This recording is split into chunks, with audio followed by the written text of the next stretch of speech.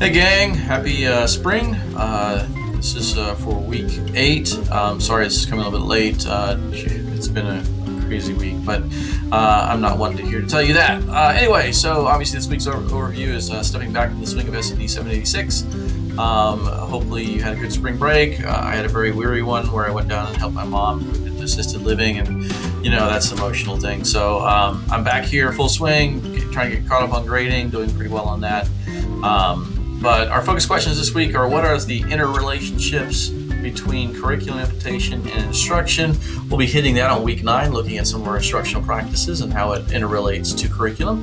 Then we'll look at the role of technology playing in curriculum today through Mark Prensky's article, and how can the curriculum in our school be adapted to address the changing needs and demands of our new generation of tech-savvy learners. And so we're going to kind of move into that Heidi Hayes Jacobs video on TEDx, which many of you already commented on. It's about a 20-minute video. You stop the video when you feel like it, add a comment. It's just an interesting way to have a discussion. And when you're done, kind of look through other people's comments and thoughts, and shouldn't be an issue there. Kind of testing this out as a model for distance learning. I'm finding it's a little more clunky than I thought, but we might use that again in week 9, but maybe I'll try another tool too. So we'll wait for that. Okay, so for your assignments this week, you are to read Prensky's article there. Comes up here. It's a relatively short one, but he does talk about a future-oriented education and curriculum. And I really want you to figure out what his new balance is. Look at the common goal and what is his argument.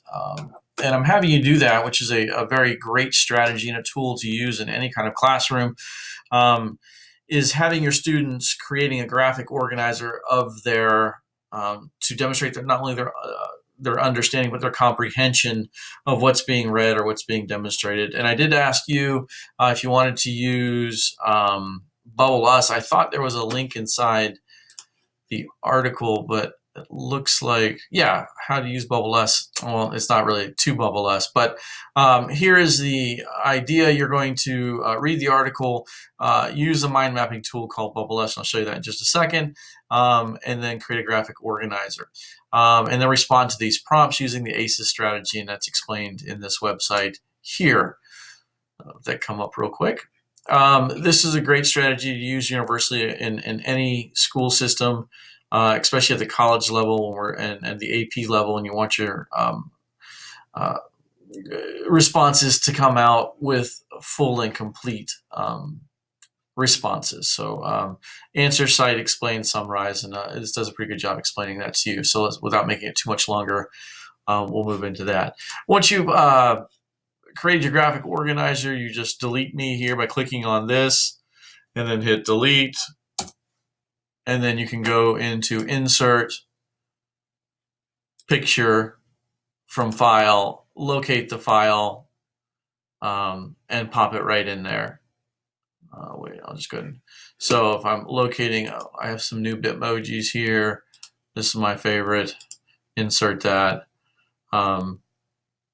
And you can resize that as it fits. Okay?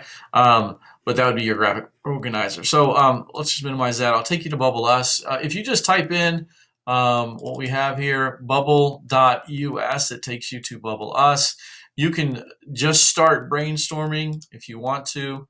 Just click on that. So I can grab it there. I just click inside the box. My toolbox comes up. I can delete that, and I can just put Mark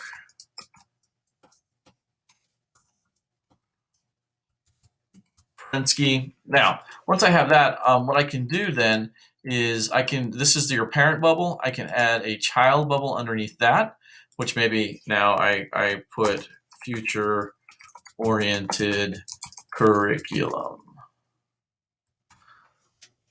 And then from here, I can develop my argument with child, more child bubbles discussing his argument. What you can also do here is if you have linear, you can add a sibling, so not so much a child, but a sibling here, and now we have something coming off of Mark Prensky. And maybe if I wanted to do biographical info, but you don't need that, but that's just an example. So when you're inside here, you have some options, bold text, things like that. You can change the color of your bubble if you want. Bold, italicized. This is your justification, your text. You can add an attachment. Don't need to do all that. But so once you've created this, then all you simply need to do is go up to the top right-hand corner here, hit download, save as a JPEG image, put it somewhere you can find that, and embed that into your document. So that's Bubble.s real quick. Looking ahead to next week, we're going to move into some more instructional methods and models. We got 2 articles to read, and I'm looking for that second article. I did grade all the ones that were turned in, and gave you some good feedback, I believe, on that. So as you move forward to the next one, let's see those changes. And again, if you have any questions, comments, concerns, problems, or issues, please make sure you tell me, and I will try to respond as quickly as possible. Have a great week. Look forward to hearing from you. Happy spring!